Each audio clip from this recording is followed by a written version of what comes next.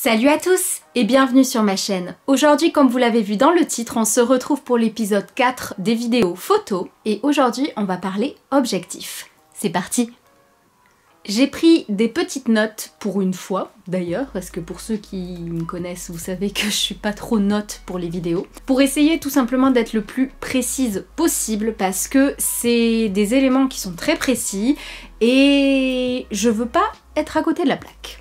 Donc, la première chose que vous devez savoir, c'est que les objectifs sont pleins de lentilles. Donc non, pas des lentilles de contact, mais c'est environ la même idée.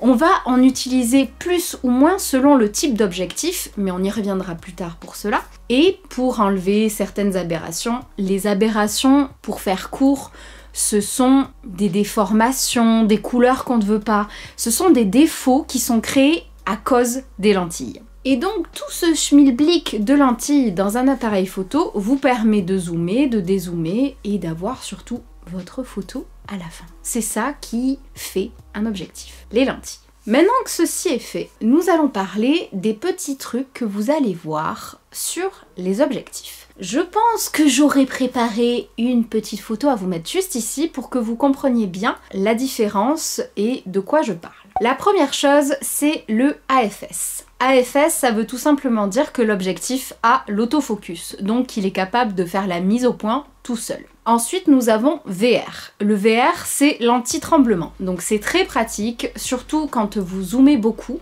Vous remarquerez que quand vous visez loin, vos tremblements vous paraissent imperceptibles, mais vous allez voir que quand vous zoomez, il est bien là. Et l'anti-tremblement est très pratique à ce moment-là.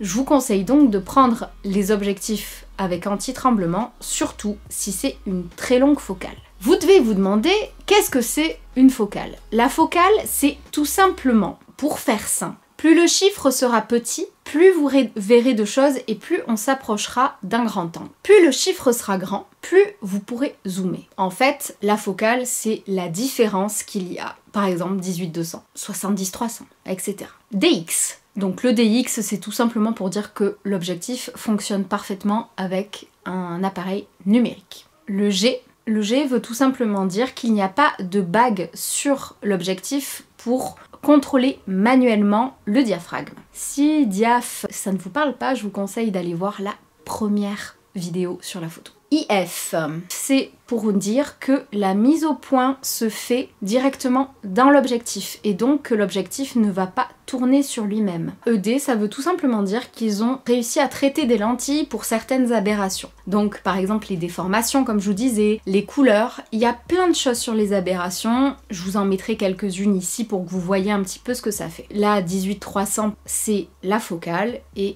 donc la focale vous avez dû retenir ce que c'était normalement. Vous avez deux sortes d'objectifs. Les focales fixes et les focales 18-300, 70-300, etc. Si vous le pouvez, je sais que c'est chiant, parce que si vous prenez une focale fixe, vous avez votre objectif qui ne bougera pas. Vous pouvez pas zoomer, vous pouvez pas dézoomer. Ça sera paf, comme ça. Mais comme je vous le disais en début de vidéo, un objectif, c'est rempli de lentilles. Une focale fixe aura forcément nécessité moins de lentilles et donc moins d'aberrations et donc une plus grande qualité. J'espère que vous arrivez à me suivre. Normalement, je suis assez claire, j'espère. Parce que dans ma tête, c'est toujours clair, mais après...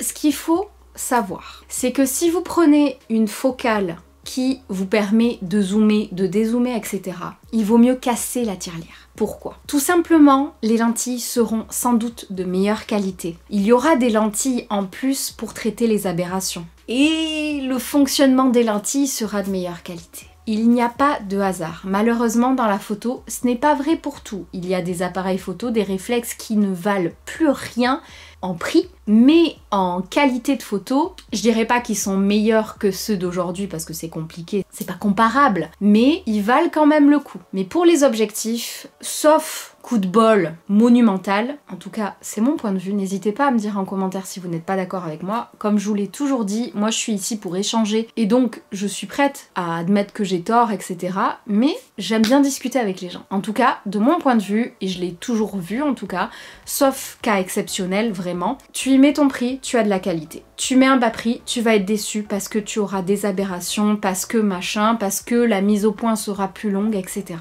Tout dépend après de ce que vous voulez en faire, encore une fois. Si c'est juste pour votre plaisir, prenez une focale qui n'est pas fixe à moindre prix. Mais si ça commence à vous intéresser, prenez plutôt le parti d'une focale fixe ou mettez le prix si vous voulez avoir 2-3 objectifs différents et pas vous trimballer la valise complète. Parce que oui, bien sûr, on peut pas avoir la qualité et ne pas avoir la valise complète parce que chaque focale est différente, donc a un point de vue différent. Enfin bref, c'est chiant parce que t'es obligé d'interchanger à chaque fois, mais bon. C'est la qualité, c'est comme ça. Comment je fais, moi? Alors, je n'ai pas de focale fixe en ce moment, j'en ai eu plusieurs, mais je n'ai pas écouté mes propres conseils, c'est-à-dire que j'en ai acheté vraiment pas cher et j'ai été extrêmement déçue. Du coup, à chaque fois, on essayait avec mon chéri parce que le matériel photo que j'ai, il est à nous deux. Chacun a payé certains objectifs ou certains appareils ou certains accessoires, etc. On fait vraiment à deux parce qu'on est passionnés tous les deux.